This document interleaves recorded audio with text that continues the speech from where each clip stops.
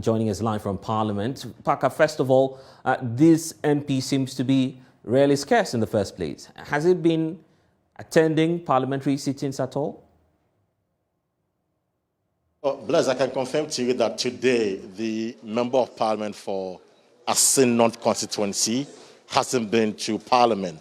And yesterday, if you check the voting proceedings, in my hand as well, number 48, that is where you say his name, Quayson James Gyekye, into brackets, Assin North. He was absent yesterday as well. So it appears that since the matter resurfaced somewhere on Tuesday, about 2 days ago, the MP hasn't been to Parliament. But I must be quick to add that you can't be in the chamber, but perhaps might be at the committee meetings, doing a few things at the committee level. So in the chamber, he hasn't been seen in the chamber. But I cannot tell whether he's at the committee meeting, doing something at the committee level. So that is the position on the MP. But I have with me the Deputy Minority Leader, James Gyekye Quayson. I'm sure he will be able to account for where his MP is. Honourable, where is the Member of Parliament? Assin North MP James Gyekye Quayson. He's currently doing some assignment that we have given him. Also coupled with some of the committee work that every Member of Parliament is entitled to. So if you see him mark absent on the votes and proceedings for yesterday and today, it means that he has not come to Parliament on the floor of the House to sign. Now, there are members from even the other side who this morning were correcting the votes and proceedings, but they were in Parliament. But for the fact that they did not sign the attendance sheets, they were marked absent. So that is how the work of Parliament is done. So as we speak now, the Honourable Member of Parliament for Assin North, for the fact that he has not come to the floor to sign, he will still be marked absent for even tomorrow. So he's still around.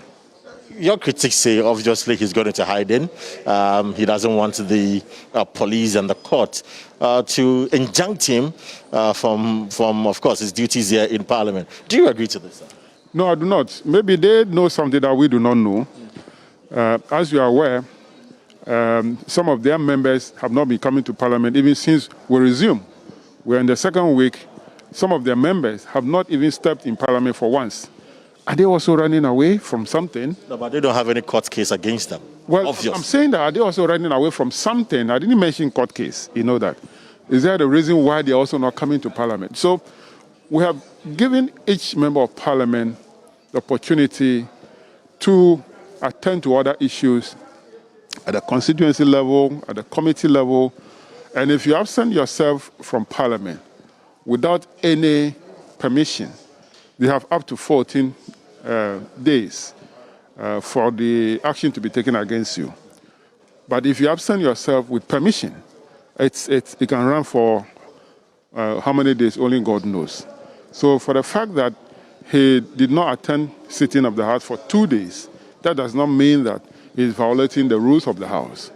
So he is still a Member of Parliament, and he's still doing his work as a Member of Parliament. And he's not running away from the court. He is not right. How can he run away from the court? Are you ready to hand him over to the court so that due process will be followed through? It's been 1 year, he's been evading court summons. There is no evidence that we are holding him. Why are you asking me to hand him over to the court? We are not holding him. He's a Member of Parliament duly elected by the people of Assin North. So he is doing his work as a Member of Parliament. We are not keeping him anywhere. We are not holding him. We are not preventing him from availing himself to the... He will definitely avail himself to the work of the court. So for that one, asking me if we will hand him over, we are not holding him anywhere for which will be requested to hand him over. No, we are not. I am quite curious. I mean, today he's been charged with forgery, among others, and you say that there's an attempt by the government to reduce the numbers. I mean, some say that, the law is working. I mean, someone challenged the eligibility of your colleague who is a Assin North MP, and you're blaming this on government trying to reduce the numbers. How is that possible, sir? Well, I think that my leader addressed a press conference this morning, and our position as a minority in Parliament have been made clear in that press conference. we have seen that government is desperate, very desperate during this time that they need numbers in order to pass this controversial bill called E-levy. Now, why do you want to charge a member of parliament who is going through the process with other things that are not necessary?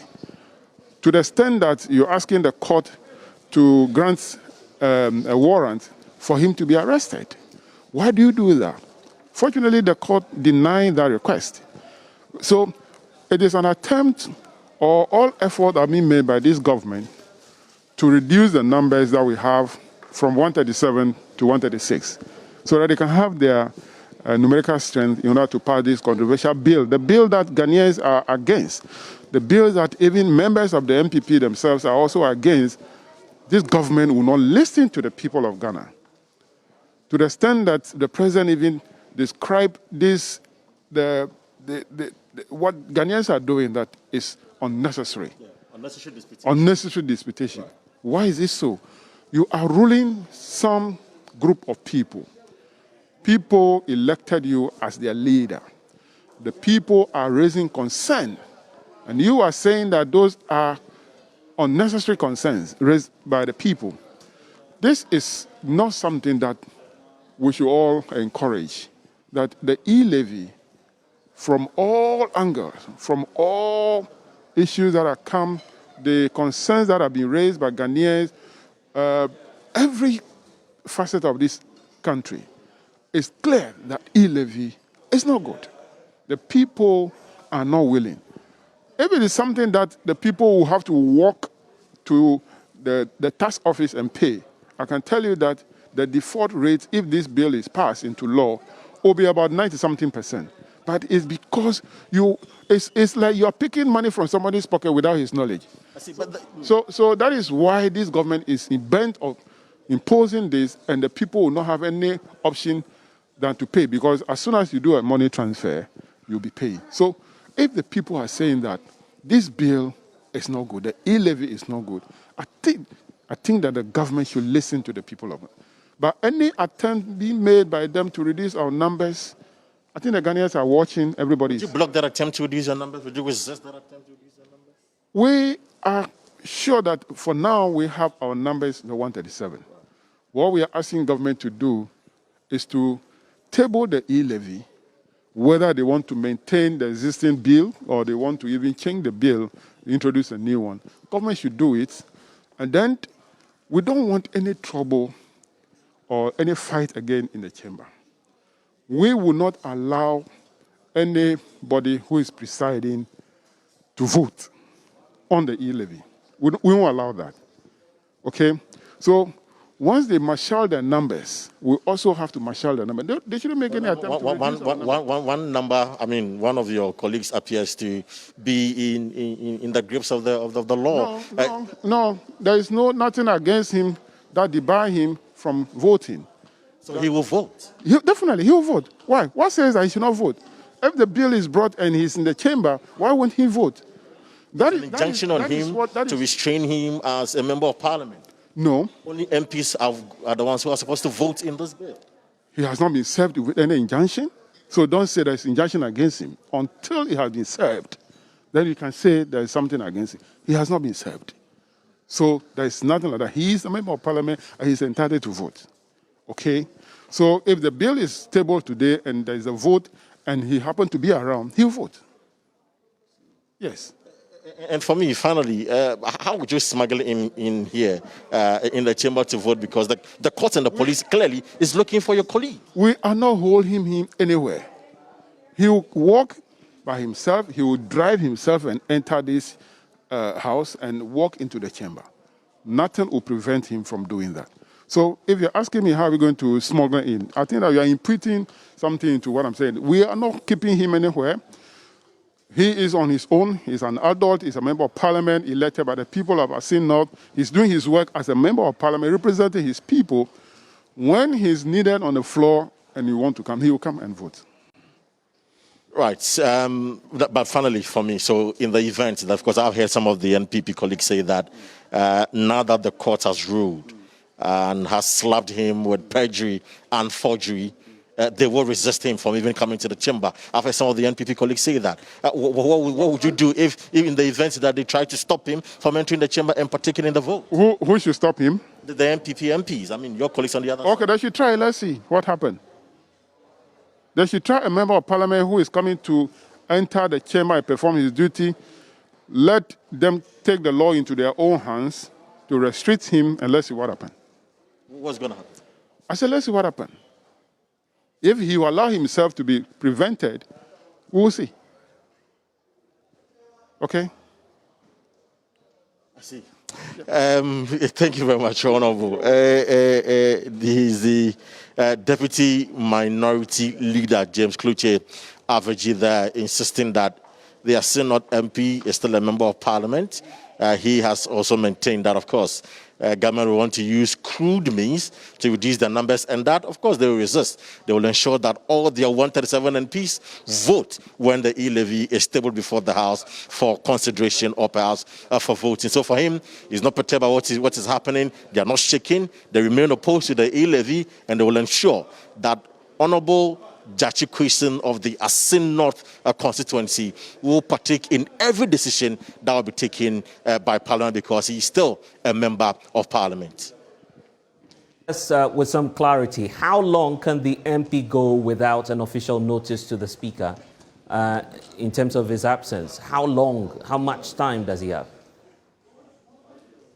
Well, that is why the court insisted that they need to serve him in his personal capacity as an individual MP, because the Speaker is not around. So you have to serve the Speaker, and then the Speaker uses discretion to inform the MP. Now, since the Speaker is away, there is no possibility that the MP will be served through Parliament. And so he can go as long, as many days as he wants, if he's able to hide from the lenses of the court and the police as well. But for that, nobody can stop him from entering the chamber or performing his duty. So it is until the police and the court get him and serve him personally, the MP will continue to hold himself out as a member of Parliament for his constituency, being the Assin North, because the Speaker of Parliament himself is not there to facilitate the process of serving the member of Parliament. My colleague Parker Wilson there, giving us the very latest updates from Parliament.